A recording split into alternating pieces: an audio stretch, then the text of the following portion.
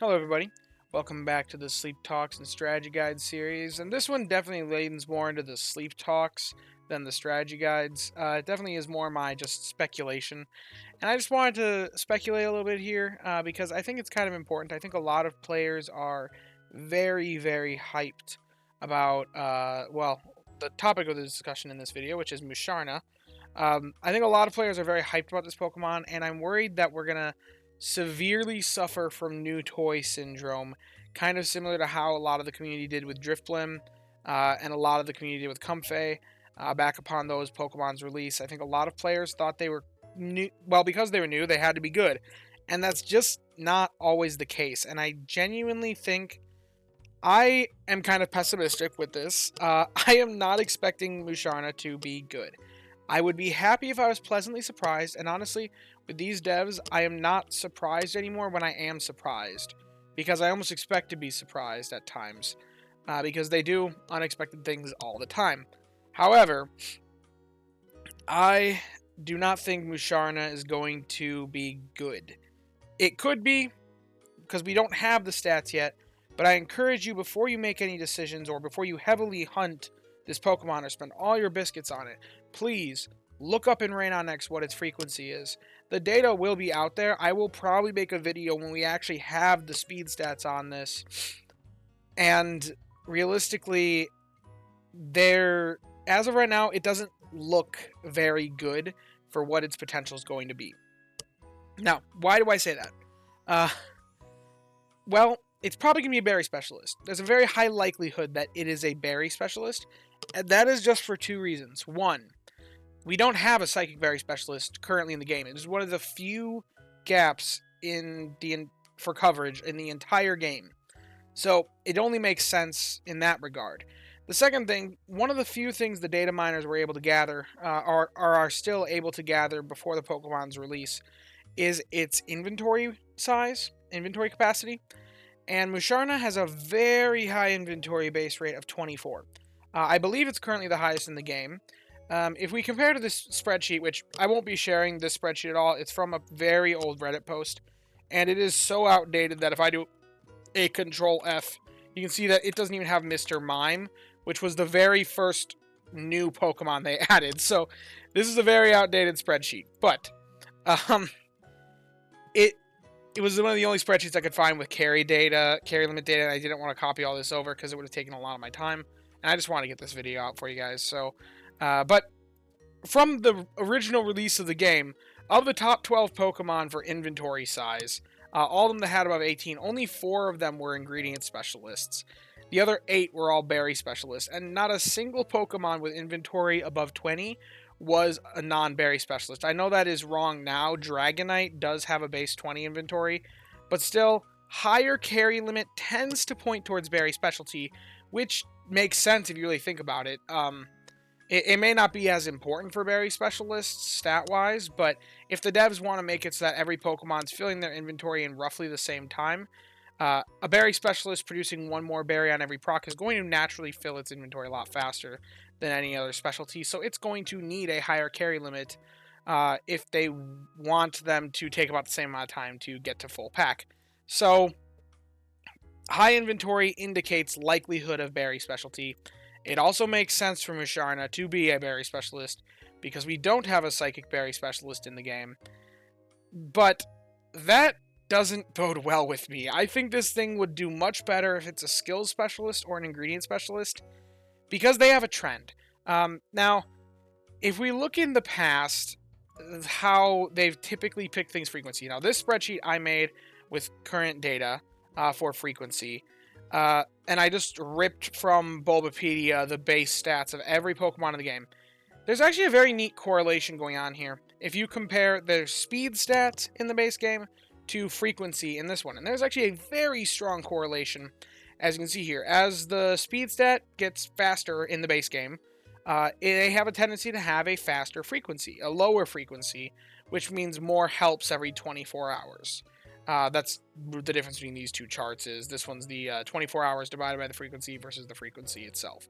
So you can see here that as the Pokemon are faster in the base game, they're typically faster in this game. That makes logical sense. But you can see there's a lot of variation to it, so the devs are still free to do whatever they want to do. They're not bound to this code.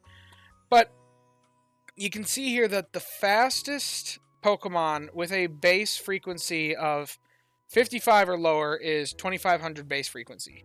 And if you guys wanted to know, 55, that I believe is Ampharos. I believe it's 55 base speed in the base games, frequency of 2500 in this game.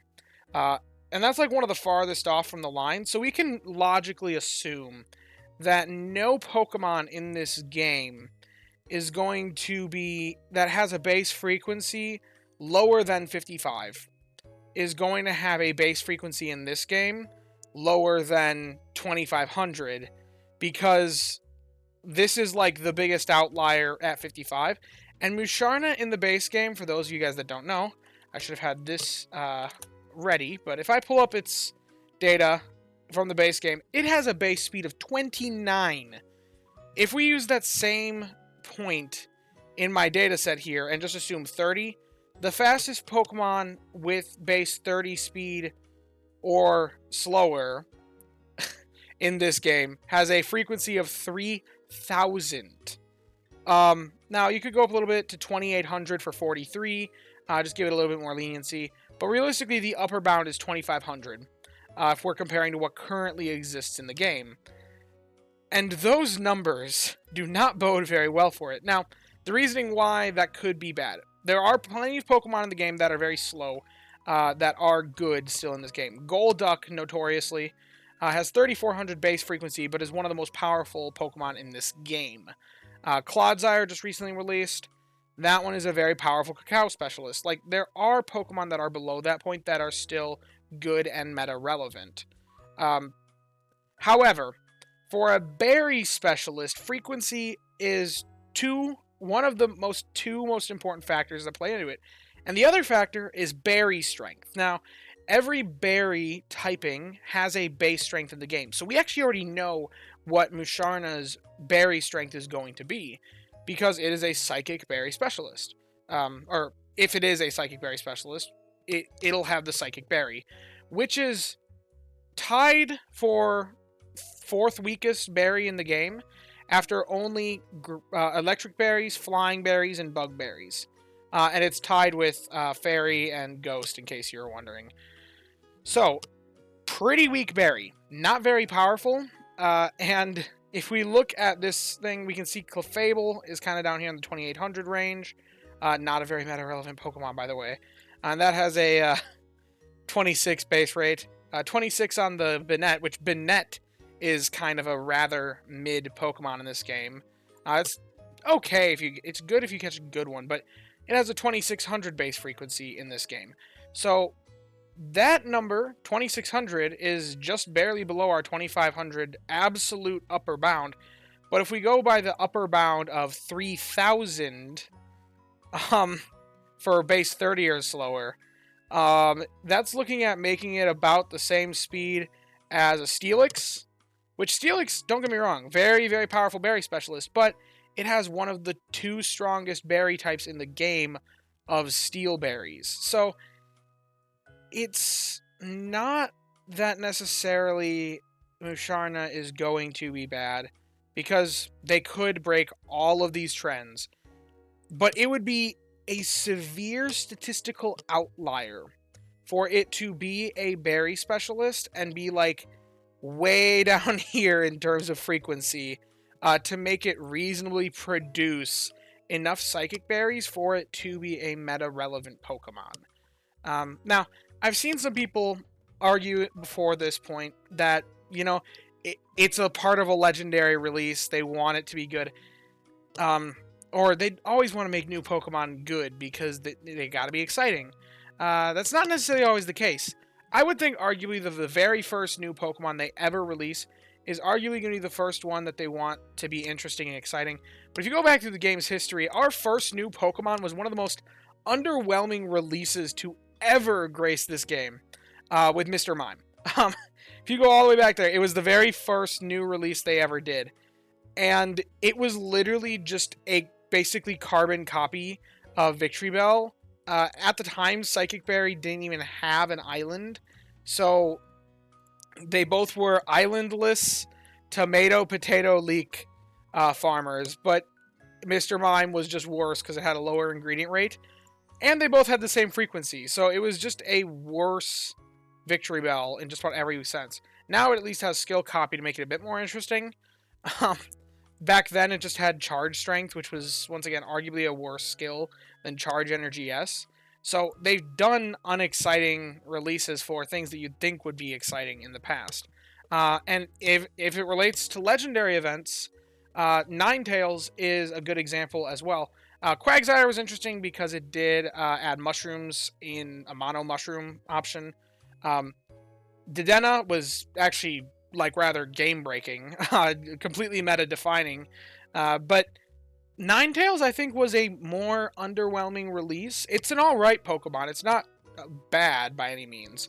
But if you compare it to Typhlosion for the same type berry, you're just going to want to try and catch a Typhlosion before you'd ever catch a Ninetales. It's just better in just about every way. It's got a better main skill, being charge energy instead of energizing cheer on the Ninetales. It's got a better ingredient list. Ginger is a much more versatile ingredient than soybeans. Soybeans are in some of the more powerful meals, but ginger, I think, is a very versatile option. So I think it's got a better ingredient list. And as you can see, it's got just better raw strength output, more berries as well. Now, Ninetales is still interesting in that it synergizes well with the Entei as well. You could have both these Pokemon on an Entei overstacking team or an Entei usage team. So it's not useless in the meta, but it's not great either. It's not necessarily the best at anything.